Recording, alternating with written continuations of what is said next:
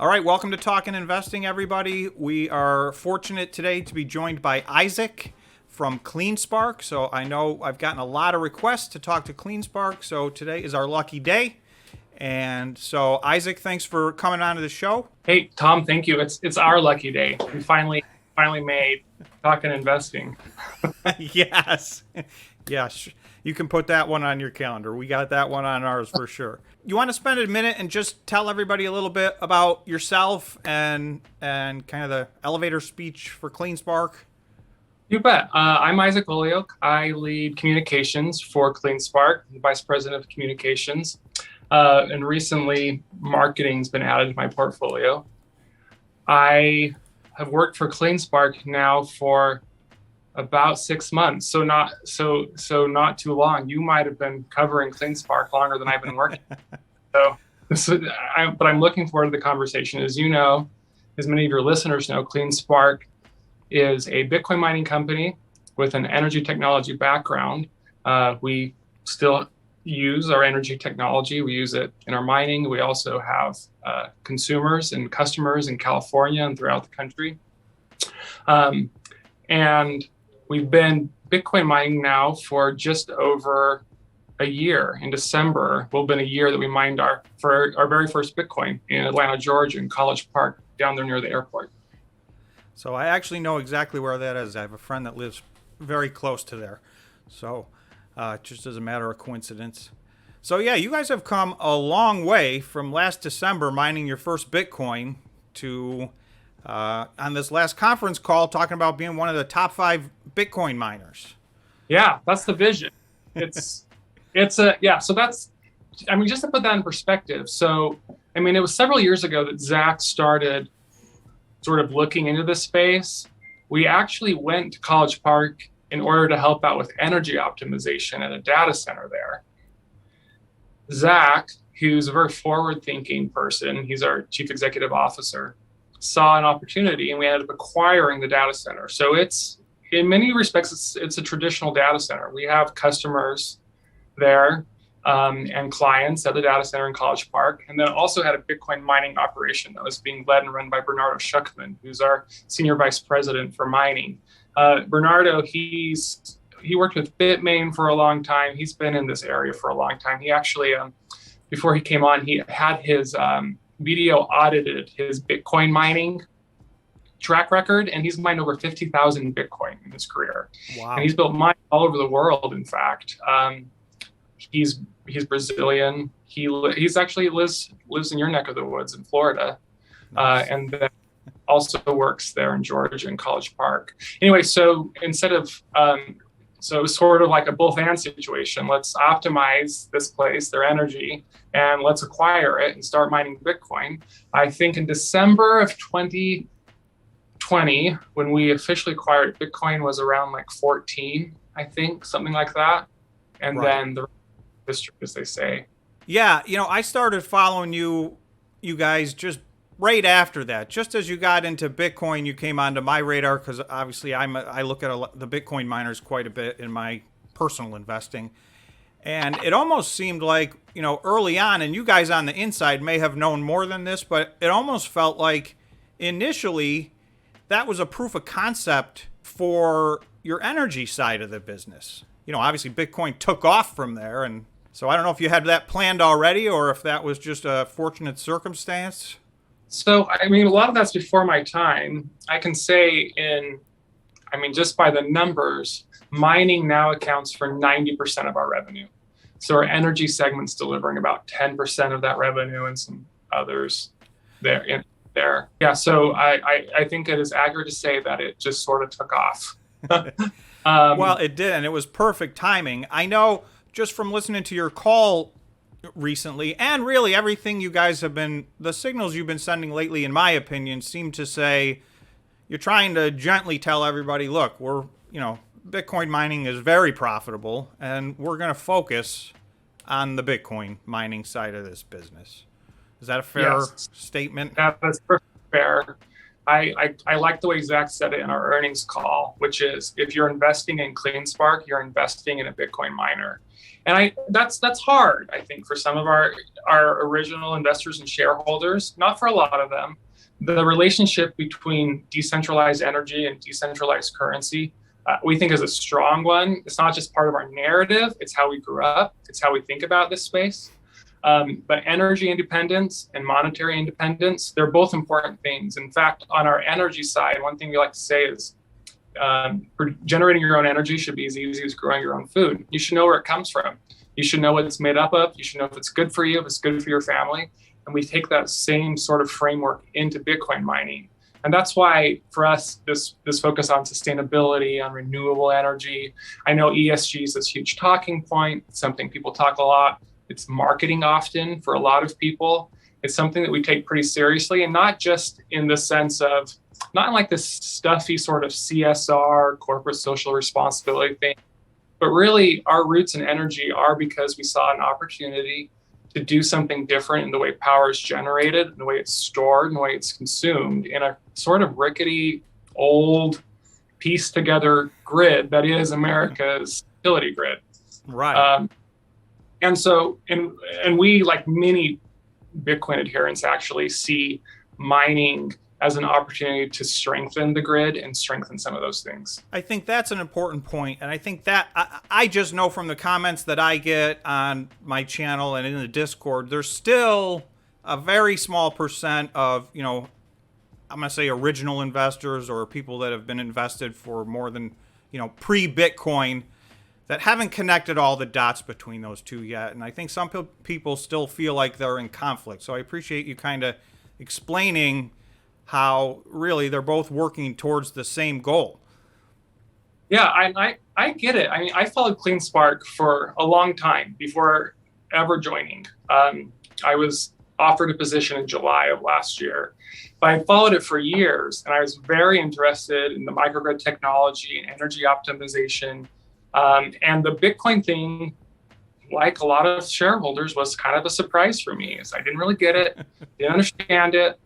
I was intrigued by it, and I guess I drank the Kool-Aid, as they say, because I used to talk about CleanSpark and say, oh, we have this Bitcoin thing, and now it's like, we're a Bitcoin miner, and the social utility, the financial utility, the possibilities, the hope, everything of Bitcoin it's true, it's real. It's changing the way we interact with each other, the way we interact with our power grid, the way we interact with governments, with reserve currencies and banks. It's incredible to be. I'm just sort of like tickled that I get to be part of the leading edge of a new economy, a new way of exchanging value and storing value. It's incredible. Yeah, and I mean, most of us think that it's only getting started at this point. So, you guys just got in a year ago, but that was still fairly early, especially in North America. A year ago, there wasn't really any giant miners here in North America. There's a lot of people that have a lot of big plans now. So that's one of the things I wanted to talk to you about. You guys were talking about being a top 5 miner, and I know, just looking through all the miners, there's some there's some good competition in the space. It feels like North America is kind of, instead of being one step behind, kind of leading now in this space. Yeah, we're leading, and that's part luck, I think, geopolitical events that are totally outside of our control. It's incredible. I mean, I remember talking with Foundry maybe, 7 months or so ago, and their goal of where they will have, of how big of a mining pool they wanted to be. And now they're the number 1 mining pool in the world. It's a North American pool. That's pretty cool. Right. That's amazing. I watched that, and they've jumped into number 1. And some of the pools that graph used to look just totally dominated by Asian mining pools, and now Foundry is large. So you guys have all your machines with them? Yeah, with Foundry. Yeah. Okay. So we're with Foundry, and then, as you know, we have about 74 megawatts of energy that we're currently using. 47 of those are owned and operated. We've got about 27, are those numbers adding up? We've got about 27 with CoinMint up in New York. And we have 20 under development at our new facility in Norcross, Georgia, so on the other side of town, down there in Atlanta.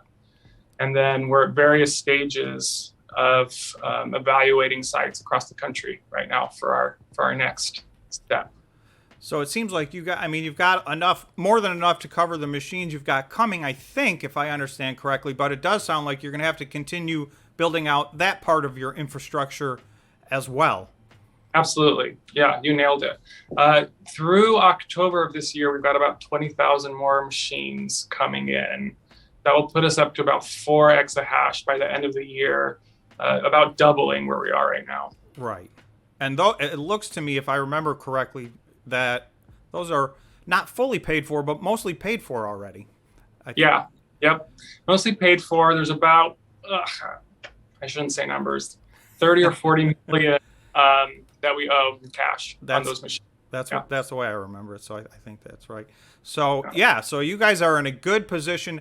Let me just switch topics for a quick second. I want to talk about the earnings call and just get some feedback from you. I know that the previous earnings call, I got a lot of feedback on the channel that people were disappointed with the call and they wanted more communication, more clear communication. So I'm just wondering how you guys felt like this call went.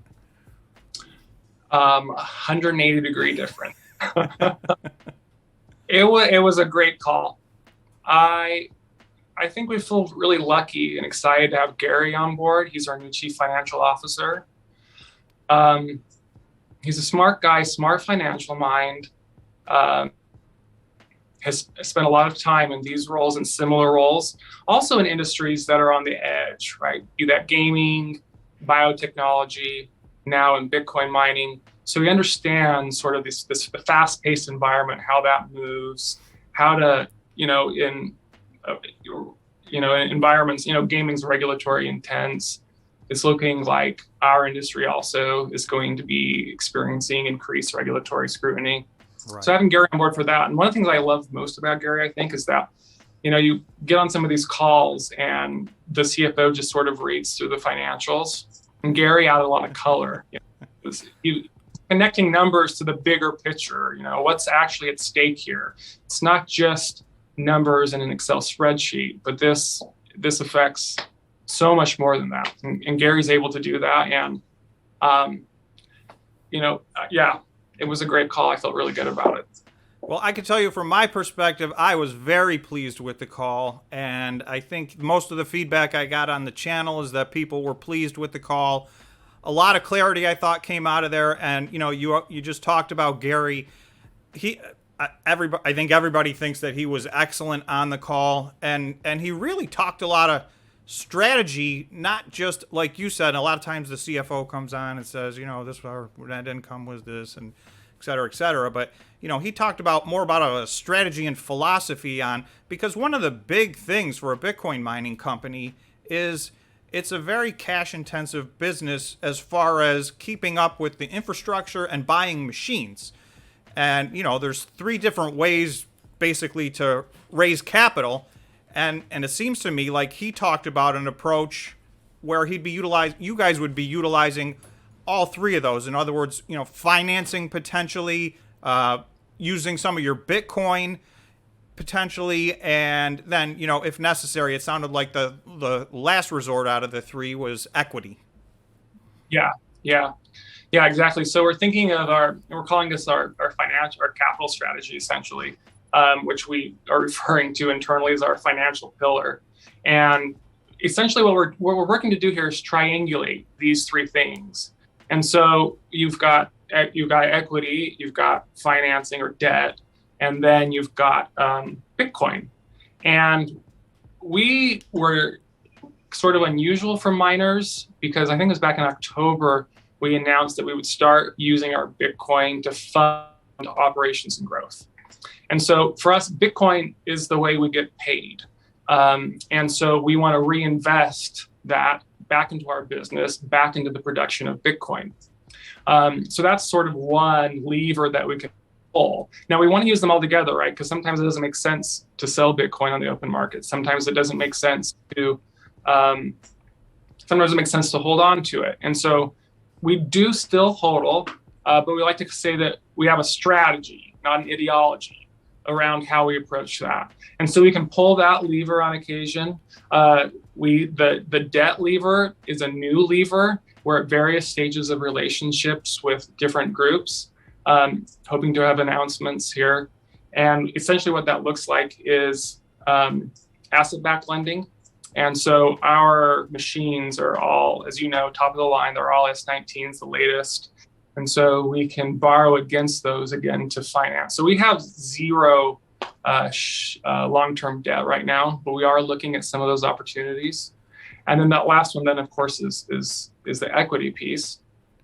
And yeah, it's funny because for a while, and I'm going to ask you later about your shelf offering. For a while, it seemed like investors were nervous that you guys were going to be, issuing a lot of equity. And then you turned around, and I thought it was a bold move. You guys turned around and sold some of your Bitcoin to fund the machines, which I thought was, an answer to some rumblings about the equity portion.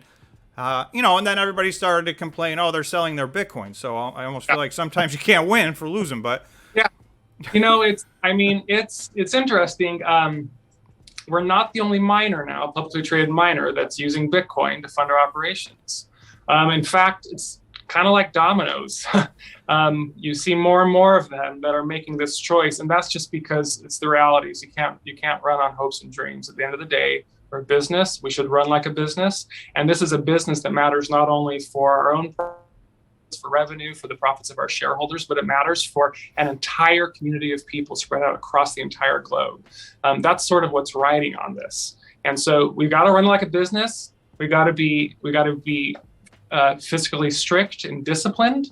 And the way we do that is to be a little bit more sophisticated about these levers, these dials, however you want to talk about them, using them when it makes sense for our shareholders, when it makes sense for growth opportunities, and what that sort of looks like. So the asset-backed lending that you're talking about is a little bit still new to the industry. It seems like it was difficult for Bitcoin miners to get any asset-backed lending in the past. So I don't know if that's something that you guys have special relationships for, or if that's just something where we're finally maturing enough to the point where that it makes perfect sense to be able to lend against that. And almost any other business, that's how you would buy, new machinery and equipment, and you need to borrow money against it. So, yeah. But, I think you guys will be one of the first ones to really do that if you're pursuing that. Yeah, it's both. Like a year ago, that would have been unthinkable, right? A year ago, having an entire fund built around Bitcoin miners like Valkyries, recent. It would have been unheard of. Right. I mean, I don't know what our ratio is today, but we have one of the highest ratios for institutional retail investors. A year ago, having institutional investors would have been, would have been unheard of, right? I mean, it's folks like us who watch your show, who believed in this a long time ago, right? And now State Street also does. So it's this sort of moving along on that. Valkyrie, which is an incredible organization and the work that they do. It's totally different. But yeah, so I'd like to say it's us and our relationships. Probably I hope it has part to do with that. But yes, it is just an industry that's maturing. I mean, I am still shocked by Fidelity's report from, what was that, like, I don't know, 3 weeks ago, maybe, in world 3 weeks is like 3 years ago. That's right. Like, when it called it a superior form of money, I was like, okay, this. Now we're getting somewhere. Yeah, and as the big corporation or whatever, we're also we're late to this story in a way, right? I mean, the community that has been building this since the late aughts, just grinding at it because they believed in it. That's going to be a narrative, a story that I think we'll share, for generations to come. I sure hope so. Yeah, absolutely. I mean, I think we've only started to scratch the surface, and right now it remains pretty volatile. You're, and you don't have to answer because you're probably not really allowed to talk about stock price, but since your earnings call, you've had a significant improvement in your stock price. So I've talked on my channel a lot about how I think all the miners are undervalued. I think this segment of the market is not yet understood, but like you said, there are some institutional people coming in, and you guys in particular. I think people really liked your last quarter and your call, and there's been a nice little run on Bitcoin. It seems like it's turned around and heading back in the right direction for now. Yeah, I hope so.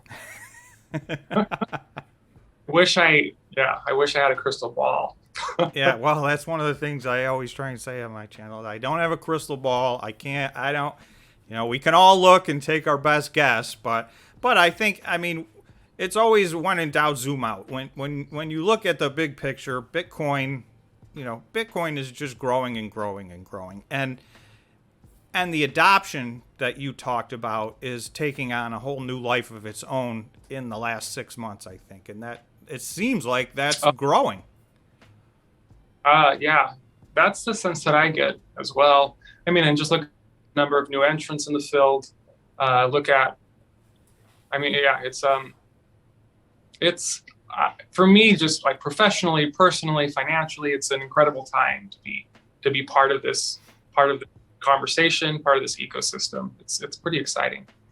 So you guys are only about a year old, but actually, right now of the publicly traded companies, that kind of makes you one of the senior citizens, believe it or not. So there've been a lot of new entries and a lot of big press releases. So I'm just wondering what you guys think, how you put that in context, because you want to be a top 5 miner, and when you see these new companies that a lot of which have never mined a Bitcoin, talking about astronomical hash rates, how does that work in with what you guys are planning?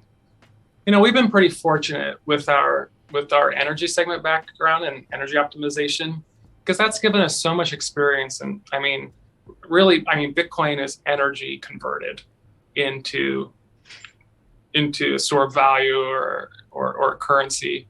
But on the energy optimization side, essentially what given us expertise in is everything from like supply chains to manufacturers to how do you move things, from one part of the world to another part of the world? How do you set up facilities? How do you optimize your energy use, the way it's distributed? How do you make sure your machines are running that sort of way? So we have this whole background, right, in hardware, essentially, transformers, all this kind of stuff, solar panels, which all of that knowledge, it comes right over into the Bitcoin side, because again, it's about building things. A Bitcoin mining company is an infrastructure company. We are building the infrastructure of tomorrow that supports the new economy. And so that looks like giant warehouses, right? That looks like containers full of machines. That's plugging things in, that's making things work, that's engineers, that's electricians, which is what our energy optimization business is. And so we think we have a little bit of an advantage there, just in terms of how you operate at this sort of scale. And then there's also the advantage in terms of the technology and the sort of, what's the word I'm looking for here? The intellect, right? When it comes to energy, how energy is used, how it flows through a grid, how you can take advantage of that as a miner. So you're still using, I assume you're using your microgrid and your energy efficiency methods to work with your Bitcoin miners. I imagine you're going to do that going forward. Is that technology? I think those are directly applicable to each other. Yeah. So Norcross in particular is going to kind of be a showpiece for this and how we do it. It's kind of cool. I was just looking at the schematics for the solar array that is going to be installed on top of Norcross. It's pretty cool. It's over 1,000 solar panels. The average home has about 3 solar panels, as many as 5. Bigger home in Southern California, you can imagine some of those homes get pretty big.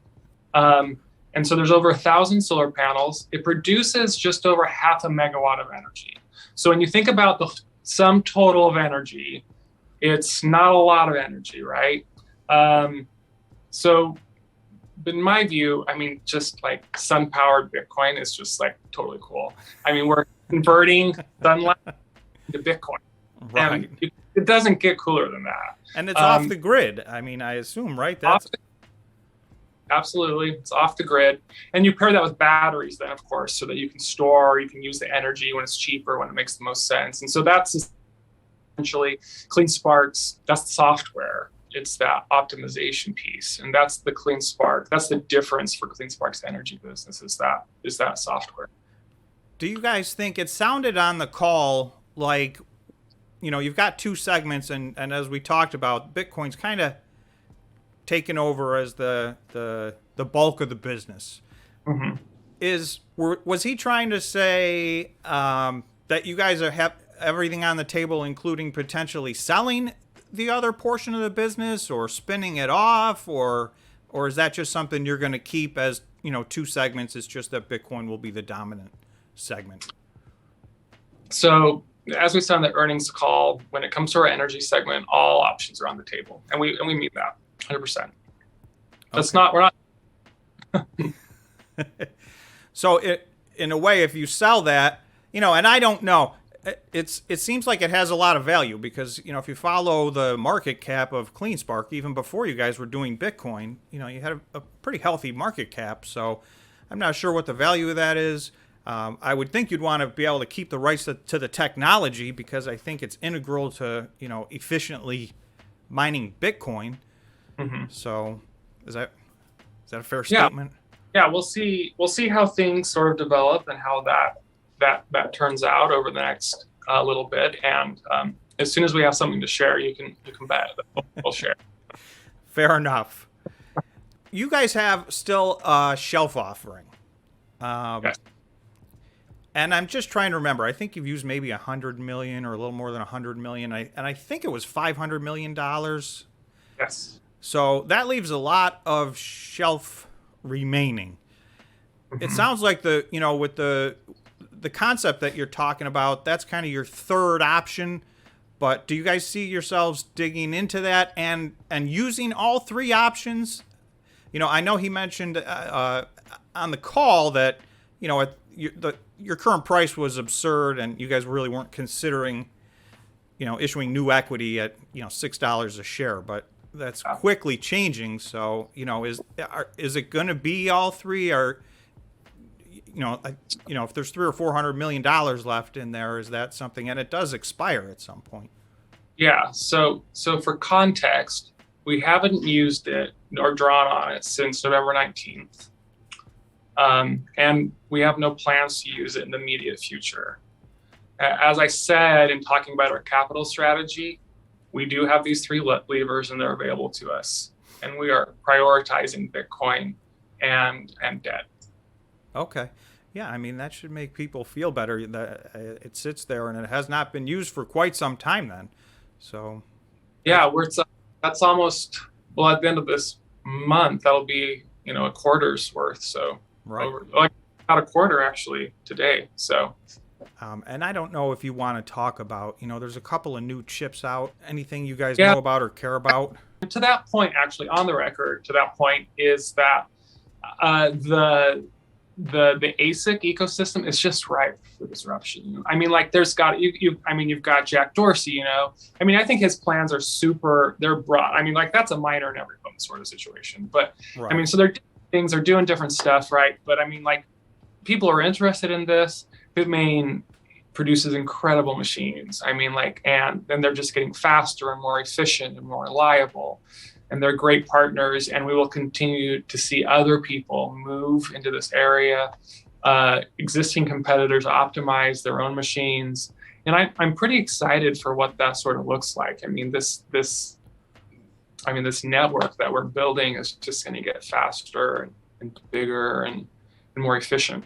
Yeah, it seems like the overall Bitcoin network from a hash rate standpoint. And then there was some numbers that came out a few days ago that I'm a little skeptical of, just to tell you the truth. It said that Bitcoin network popped up to 248 exahash, which was a 50 exahash jump in one day. That doesn't make sense to me, but I don't know how you guys feel about that.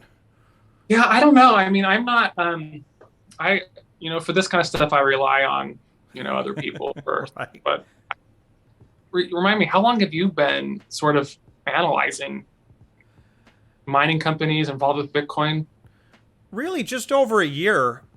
Huh. Okay. I started looking at them in mid to late 2020. And, things hadn't taken off yet at that point. And there was only a couple of publicly traded Bitcoin miners at that time. And then there were, 3 or 4 in Canada as well that you could buy over the counter.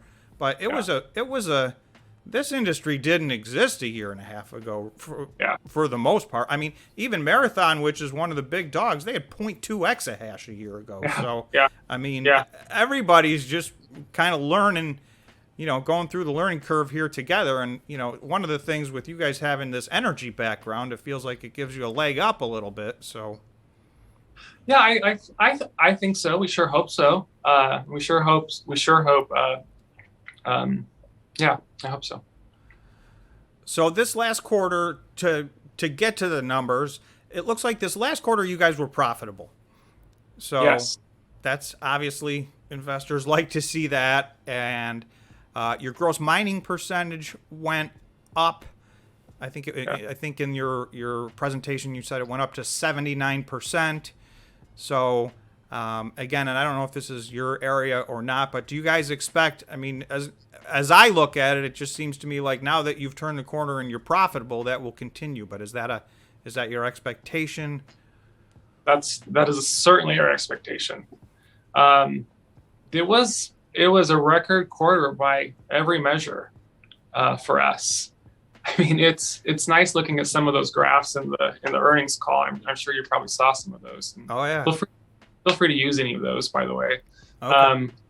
And it feels good. Just as someone who works for Cleanspark, it's a great feeling. I think we're doing right by our shareholders, by our employees. I think we're doing right by the communities we operate in.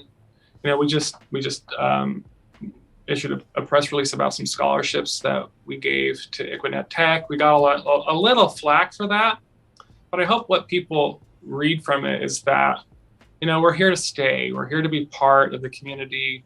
We're here to build and grow, and that's what we're really focused on.